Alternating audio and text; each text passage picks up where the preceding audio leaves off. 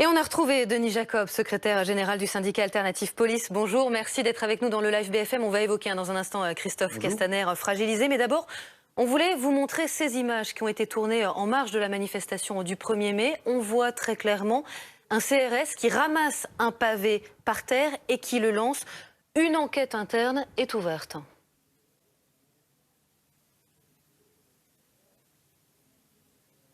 Vous pouvez nous le confirmer?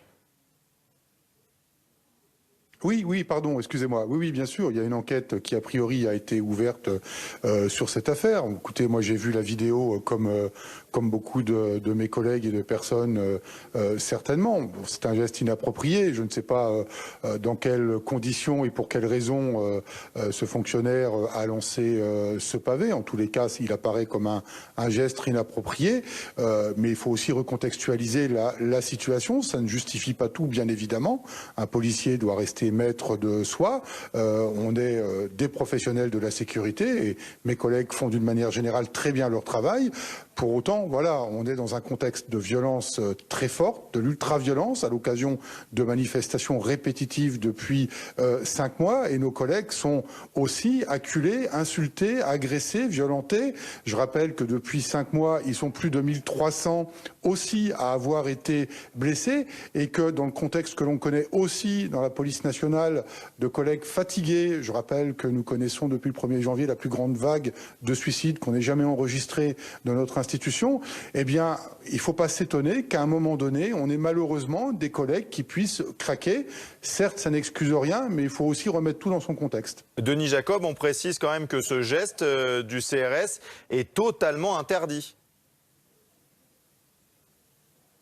Oui, bien sûr. Qui peut croire qu'un policier est autorisé à acheter un pavé? Bien évidemment que le geste il est inapproprié, mais je me répète, peut-être que ce fonctionnaire est excédé, qu'il est particulièrement fatigué, et je rappelle que nous ne sommes que des hommes et des femmes comme tout le monde, même si on doit rester maître de soi, je le rappelle également, ça ne justifie pas tout, mais il faut aussi comprendre l'état de fatigue dans lequel nous sommes et que potentiellement on peut avoir des collègues qui craquent. C'est peut-être ce qui s'est passé là, mais moi je ne vais pas préjuger d'une enquête qui est en cours. Je pense qu'il faut aussi savoir raison garder et que dans ce domaine, l'enquête établira clairement les responsabilités et la faute avérée sera sanctionné à la hauteur de la gravité de cette faute.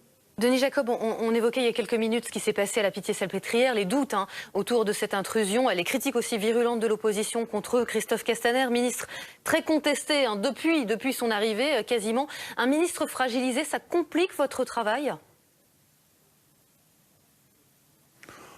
Écoutez, les policiers, quel que soit le ministre, ont toujours fait leur travail de la même manière, de manière très professionnelle. Ils ne sont pas là pour s'attarder sur les positionnements politiques des uns et des autres. Moi, comme tout le monde, je relève ce qui s'est passé.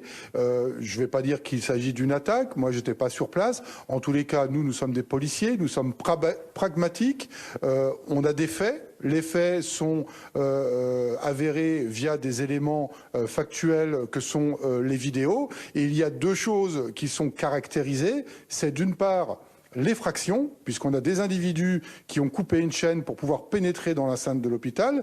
Et la deuxième chose, c'est quand même une tentative d'intrusion dans l'hôpital et qui n'a pas été réalisée du fait qu'on a du personnel médical qui ont bloqué la porte. Et quand moi j'entends certains manifestants qui étaient présents et qui disent on ne savait pas que c'était dans un hôpital, quand on voit plusieurs personnes qui sont en blouse bleue, je ne vois pas autrement qu'un hôpital où il pouvait être. Et dernière chose, là aussi, quand on nous dit que ce sont des manifestants qui ont voulu échapper à une charge de policiers parce qu'ils étaient gazés, les images montrent très clairement que l'évacuation qui a été faite par les policiers quand ils interviennent se fait dans le calme, de manière pacifique, qu'il n'y a pas de violence, qu'il n'y a pas d'utilisation de gaz lacrymogène et que l'évacuation s'est faite de la manière la plus classique lors d'une intervention de police. Merci Denis Jacob d'avoir été en direct sur BFM TV.